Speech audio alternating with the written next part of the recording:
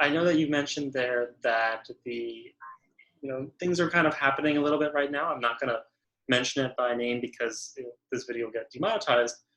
Yes, that's totally fine. But I think everyone knows that there's a little bit of a pandemic happening right now across the world.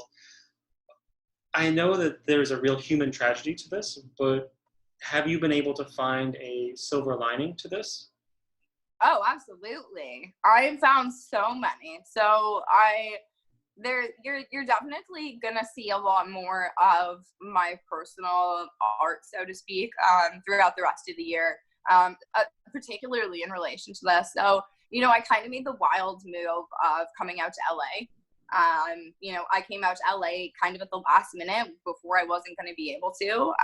I am kind of a dual citizen in a sense, so I kind of had the option whether I wanted to be in the US or Canada, and art just makes a little more sense out here. The sun shines beautiful, but some of the silver linings for me have been clouds, for one.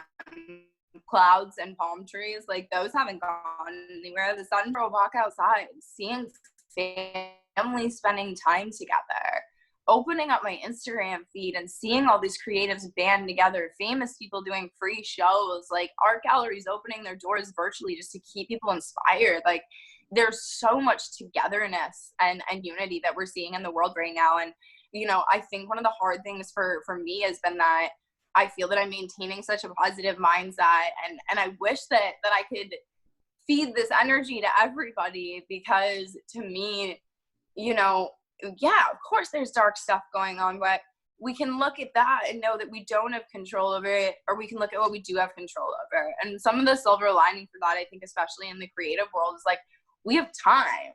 Like, I have artists that work 9 to 5 jobs that, sometimes they don't have the time to create. And they're sitting at home painting all day, and they're happier than they've ever been. And so I think it gives a lot of people time for their passions, right? Like, it's really about it's about the perspective that you choose to take at the end of the day, because there's so many silver linings, and even just peace and quiet. Like, I'm in Santa Monica right now, and it's empty. It's beautiful. I love it. I'm so inspired. Are the beaches open there? I know the beaches in Miami. I live in Miami. Beach is only closed here. Can you go to the beach there? No, you cannot. You cannot actually go on to the beach, but we are still allowed to. You can still go for walks and things like that. I mean, it's a little eerie to see the 3rd Street Promenade empty, but it's also like one of the coolest things in the world at the same time. I think you get to see the world in a different way. Sorry, I didn't mean to interrupt. No, okay. So kind of building off of that question, I know that your plans kind of got interrupted a little bit by this. What are you? Yes, ever so slightly. Yeah, just the whole art world shut down. It did to an extent, yes. What are you doing to make so that when things return to a state of normalcy, you're going to hit the ground running instead of walking? Well, for starters, if you haven't seen my Instagram feed in the last week, like it's looking great in my opinion. So I'm definitely a lot more focused, and I've actually been able to catch up because so much of the world is shut off. So, as someone who's starting out a new company and who takes on so much on my own, it's really given me the opportunity to catch up on things. And really, really kind of figure out, okay, how am I going to work with this artist or that artist? And it's actually, I had a beautiful moment today even where, one of my artists is live painting right now on Instagram a piece for my show. So, the people who are involved in my upcoming show in New York are still excited about it and are still working on things. So I think because people are seeing me still going, I've been really consistent in, maintaining a very creative, but also, a very lighthearted kind of Instagram feed, Instagram story. And I think that a lot of the people on my team and the people that work with me, I don't know if I'm inspiring them. I think a lot of them are very much self-inspired. But I really haven't changed the way that I'm functioning in a sense. Like, don't get me wrong, I'm very much respecting the law in California. But at the same time, I'm still going to walk across the street and I'm still going to go get my iced latte so that I can sit down and I can do the work that I need to do. Like my work ethic really hasn't changed. I'm checking in with all my artists really regularly, making sure everyone's okay. And in a sense, we're building deeper connections because we're all going through this together.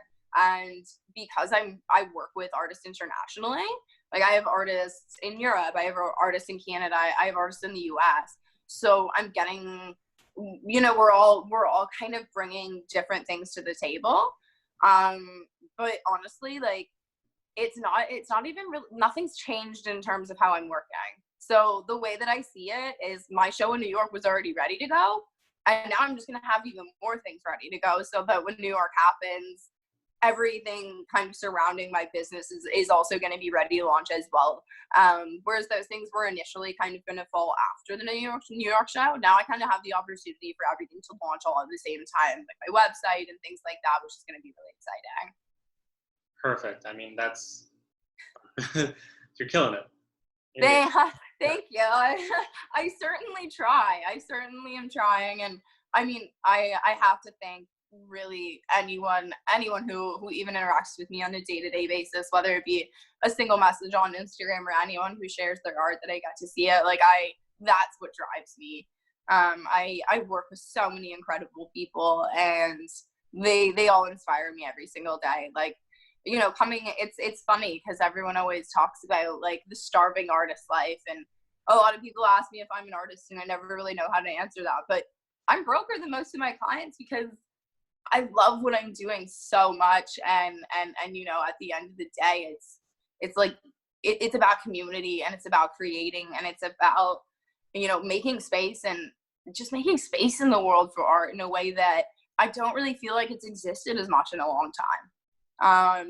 At least in the way that initially inspired me, which is kind of a very Warhol approach where we're not just doing one thing. We can do everything, and we can do things our own way, and we can collab, we can mix styles, and we can, I think you know what I mean.